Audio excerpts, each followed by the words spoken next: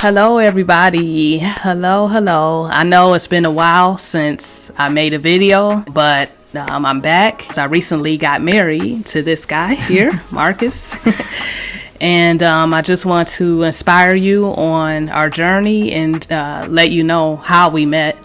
And hopefully it just inspires someone to let you know that God really can put your love story together, and he does hear prayers. So we're just going to get started. So we met in high school. It's where we first met. So we had some of the same classes. Yes, we did. Yeah, we had quite a few classes together, actually. I believe like 2 or 3. And I always had a crush on her, even during high school. She was just a beautiful, beautiful woman. And, but things took us in different directions. Once I got out of high school, I went off to the military. So, and even at that time, just went through life, but she was always in the back of my mind, as I traveled around the world. So it's just been a blessing, like she said, for us to come to this point now where, even life goes full circle. And like she said, God does answer prayers. And I know for me personally, right before we met, I kind of came out of a bad situation, a bad relationship, but God was with me through that, and he connected with my sister.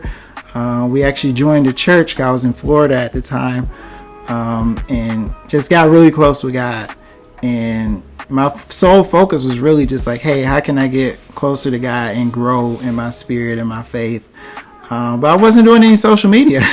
I was just, kind of being a little Lone Ranger, but my sister really opened the door and was like, hey, little brother, get out there and do some things. And hey, when I first got on there, the first person I thought of was Latoya, and just kind of slid in her DMs, I guess, and sent her a little message, and it just kind of took off from there. And that fire and passion never went away, even though, 20 years or so had passed. Right. Yeah, he went away to the military. We're from Cleveland, Ohio. So we were both in Cleveland. He went off to the military. I stayed in Cleveland, and I was just living my life, working, active in church. And that's what happened. We both dated other people in between that time. And it ended up a 20-year time gap before we reunited. So when we reunited, I was 38. We're the same age. He's a few months older than me. So, we were 38, and I was single. I've been single for about 2 years at that point, and I really got closer to God. I was tired of playing games with God. I was like, I'm going to be celibate. I'm going to stick to it, and I just want to grow closer to God. Like, that's where I was. I was tired. Like, I thought my last relationship, I thought he was going to be my husband, and I was heartbroken when we broke up, but now I see that it was for the best, because deep in my heart, I knew he wasn't the one. But because I was getting closer to 40, I was trying to hold on to something that really wasn't what I wanted it to be at the time. So I just want to encourage you, just listen to God. Don't try to force a man to marry you. Don't try to force anything that God's not naturally putting together. No. So that's what I want to tell you, women and men, but especially the ladies. Don't force it. Let God do his thing. While you're single, just focus on growing with God, being serious about God, learning about who you are as a person. Learn what you like.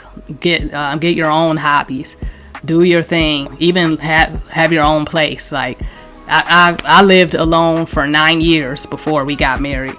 9 years, and I loved it. I learned how to be independent. I learned just who I was, and I think that's important. That's very important. So I kind of want to go back to the time when we first got reunited. Marcus sent me the DM.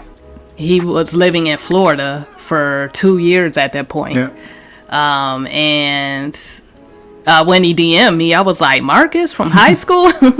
I was like, you look exactly the same, because he really did look exactly the same from what I remembered him. And in between that the 20 years, Marcus did message me in between that, like on MySpace. Yes. He did. So, but I wasn't ready. It wasn't God's timing. I just was not ready for a relationship or anything at that time. Yeah. So he did reach out in between the 20 years, but it was not God's timing. But you'll know when it's God's timing. Right. So, but yeah, when he messaged me, we started talking through DM.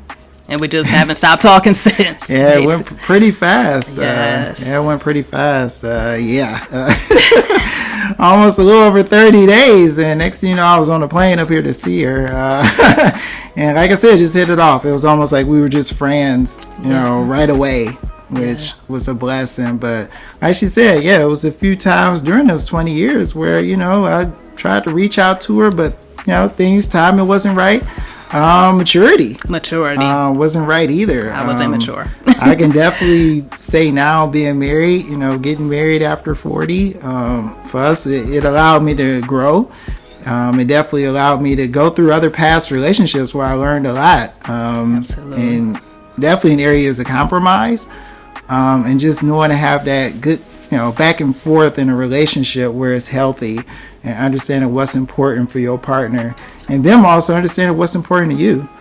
So true. So, first of all, our relationships, with God, is important that we establish those first prior to marriage. And that's one process I was on prior to us getting back together.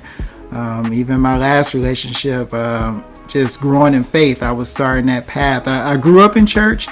But just through life and the military and things like that, I kind of strayed away and went on a different path. So when necessarily I was doing most of the, the Christian life. But God just always had a calling on me. And as I started getting older and things like that, I was like, hey, I need to, reconnect and reestablish that bond with God. And so I got into the Bible, started doing yearly Bible readings, daily Bible readings for the year. And it just stuck. And as I noticed I was growing closer to God, I just noticed my past relationship, I was starting to grow further and further from that person the closer I was getting to God. And that was just a confirmation like, hey, things need to change in my life. So I was able to do that through the grace of God. And, once I was single, it was just, hey, I just want to focus on God. But God has plans.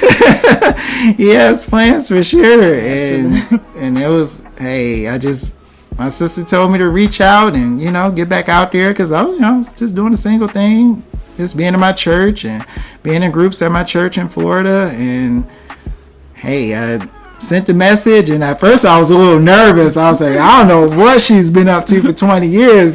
She could be married or anything. I don't want to be weird and you trying to reach out, but it worked out. And like I said, we started talking and just hit it off. And like I said, I was like June of 24, and it picked up. And next thing I was like, hey, I gotta come see her. So I was on the plane in August to come see her, and like I said, it was. And I love the fact that, her commitment to herself and God, and saying like, she wanted to be celibate in these things. And it was a perfect time for me, because I was on that path too. Like, hey, God first. And when I heard that, I was like, hey, no funny business. We can just hang out, be cool. And I was like, that's good for me. Came up here like in August, which was like a little over a month from our first connection. And we had a great time. I flew back to Cleveland. And for me personally, that was a tough thing. My life here in Cleveland my childhood was pretty rough here. And it's just funny how God works, because I'll just be honest, this was like the last place in the world I wanted to be. Just growing up homeless and things like that. But when I came back, I felt a sense of comfort. It was almost like I was excited to be back, because our connection and just have an opportunity to be with Toya, and went to the Rock and Roll Hall of Fame and just rode around and listened to music, and it was just a great time. And I knew from that point, when I landed back in Tampa, I was like, I need to get back. I was thinking like, okay, I need to just get some plane tickets and get back up there so we could continue kicking it. But I had to wait.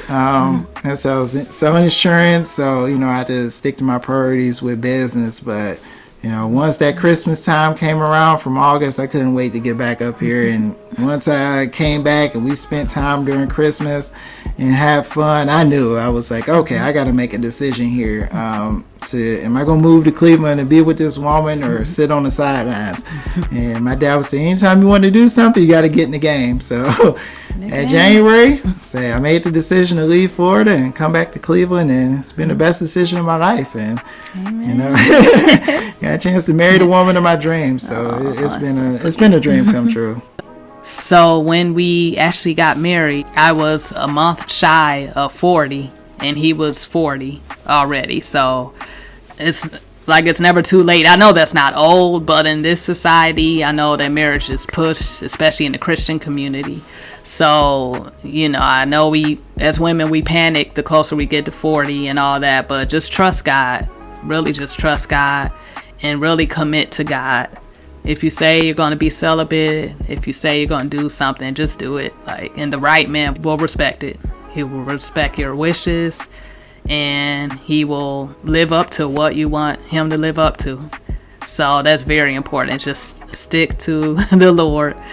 Learn your relationship with the Lord. Learn who you are, your goals, what you want to do in life, and God will align the guy for you. So I think that is everything.